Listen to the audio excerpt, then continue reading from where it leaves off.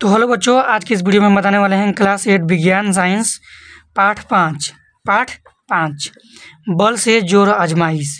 इस पाठ के जितने भी क्वेश्चन आंसर हैं हम लिखवाने वाले हैं। इस पाठ के अंदर में जितने भी हैं वो सब हम लिखवा देंगे, और जो ये पाठ के अभ्यास में दिए हैं ना, ये सब भी हम लिखवा देंगे। तो बन रही इस वीडियो में, चैनल पर पहली बार आए हैं तो चैनल को सब्सक्राइब कीजिए, सपोर्ट कीजिए कि हम अच्छे कंटेंट लाएँ आपके लिए। तो देखिए, तो पाठ के सबसे पहले हम अंदर के क्वेश्चन आंसर जान लेते हैं। कितने हैं कि पाठ के अंदर के क्वेश्चन आंसर नहीं लिखवाते हैं, सिर्फ इधर का जो लिखा है लिखवा देंगे, छोड़ देंगे। तो हम पूरा लिखवाएंगे। पाठ 5 बल से जोड़ आजमाइश। प्रश्न है पहला, बल किसे कहते हैं? किसी वस्तु को खींचना, ढकेलना या एक जगह से दूसरे जगह ले जाना बल कहलाता है। समझ गए ना? किसी वस्तु को खींचेंगे, ढकेलेंगे या एक जगह से दूसरे जगह ले जाएंगे, उसी को हम लोग बल कहेंगे। अब देखिए, बल का मात्रक न्यूटन है। बल का मात्रक भी कह सकते हैं, बल का इकाई भी कह सकते हैं। बल का मात्रक न्यूटन है, बल का इकाई न्यूटन है, मतलब बल न्यूटन में मापा जाता है। अगला नोट है, बल अन्योन्य क्रिया के कारण लगते हैं। बल किस क्रिया के कारण लगते हैं? तो अन्योन्य क्रिया के कारण लगते हैं। अगला प्रश्न है, बल के द्वारा कौन कौन सी क्रिया की जा सकती है? मतलब बल के द्वारा कौन कौन सा काम किया जाता है, जा सकता है। देखिए, बल से हम सब काम करते हैं, जितना भी काम करते हैं हम लोग बल लगा कर ही करते हैं। देखिए, सबसे पहले हम लिख देते हैं। ये सब तो आप अपने आप भी बोल सकते हैं, लिख सकते हैं, लेकिन देखिए फिर भी हम लिख दे रहे हैं। बल के द्वारा किसी वस्तु के आकार में परिवर्तन लाया जा सकता है।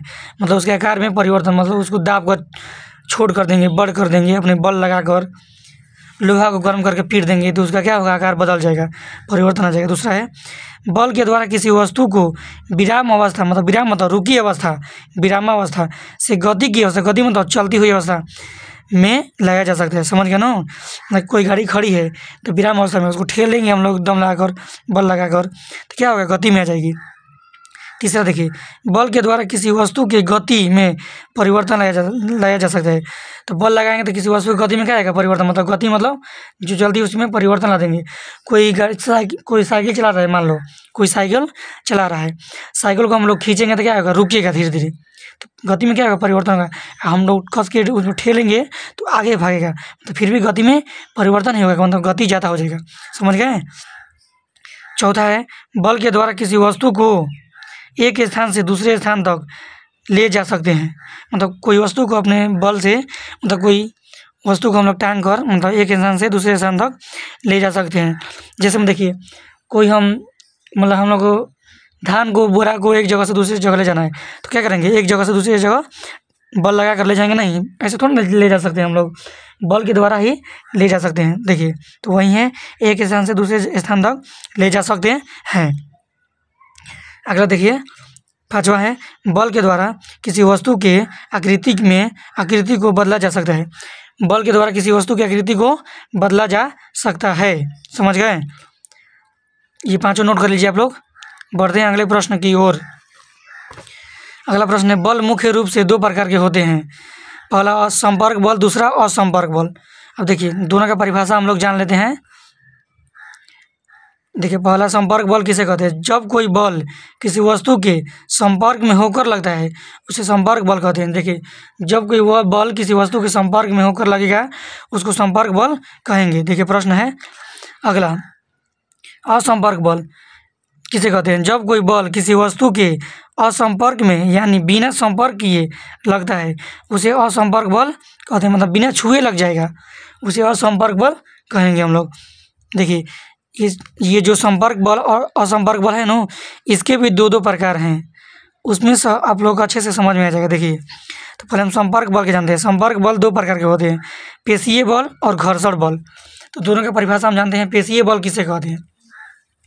वैसा बल जो हमारे शरीर के किसी अंग के संपर्क होने के कारण लगता है उसे पेशीय बल कहते हैं। देखिए, वैसा बल जो हमारे शरीर के किसी अंग, मतलब अंग स्पर्श होगा तब लगेगा, समझ में, जैसे कुआं से पानी निकलना, खींचेंगे पानी को हम लोग ऐसे करके, ऐसे ऐसे, तो पेशियाँ हाथ थे ना उसमें, हमारी मांसपेशियाँ, तब ना बल लगेगा। ऐसे लगेगा बिना छुए आ जाएगा पानी? नहीं आ जाएगा। देखिए, भोजन करना, भोजन भी करेंगे तो हाथ से ही करेंगे, उसमें पेशियाँ जाएगा, अपनी मांसपेशियाँ शरीर की। व्यायाम करना इत्यादि, ये सब क्या है? पेशीय बल है। नोट कर लीजिए। दूसरा है घर्षण बल, इसका भी परिभाषा हम लोग जान लेते हैं।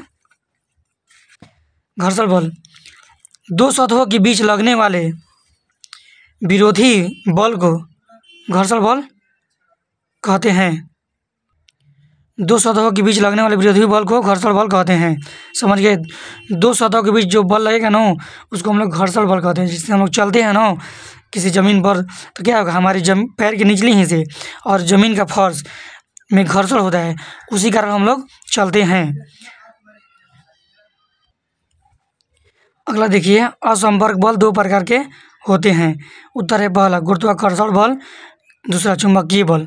तो दोनों का परिभाषा हम लोग जान लेते हैं। घर्षण बल समझ गए ना? घर्षण बल के कारण हम लोग पृथ्वी पर चलते हैं। समझ गए ना? दो सतह के बीच में लगता है। देखिए, गुरुत्वाकर्षण बल किसे कहते हैं? जब कोई वस्तु बिना संपर्क किए किसी वस्तु को खींचती है तो उसे गुरुत्वाकर्षण बल कहते हैं। या दो परिभाषा है, पृथ्वी जिस बल के कारण किसी वस्तु को अपनी ओर खींचती है उसे गुरुत्वाकर्षण बल कहते हैं। पृथ्वी जिस बल के कारण किसी वस्तु को अपनी ओर खींचती है उसे गुरुत्वाकर्षण बल कहते हैं। दोनों परिभाषा आप लोग नोट कर लीजिएगा और याद भी कर लीजिएगा। जैसे पेड़ से फल गिरना, गेंद को आकाश में फेंकना, फेंकने पर वापस आ जाना। देखिए, पेड़ से जो फल गिरता है कैसे गिरता है? गुरुत्वाकर्षण बल के कारण गिरता है। गेंद को आकाश में फेंकेंगे तो वो नीचे वापस आ जाता है ना। कैसे आता है? पृथ्वी के गुरुत्वाकर्षण बल के कारण ही आता है। दूसरा था चुंबकीय बल, इसका भी परिभाषा देखिए। जिस बल के कारण चुंबक लोहे के छोटे छोटे कणों को खींचता है उसे चुंबकीय बल कहते हैं। समझ गए ना? चुंबक जिस बल के कारण लोहे के छोटे छोटे टुकड़ों को अपनी ओर खींचता है उसे चुंबकीय बल कहते हैं।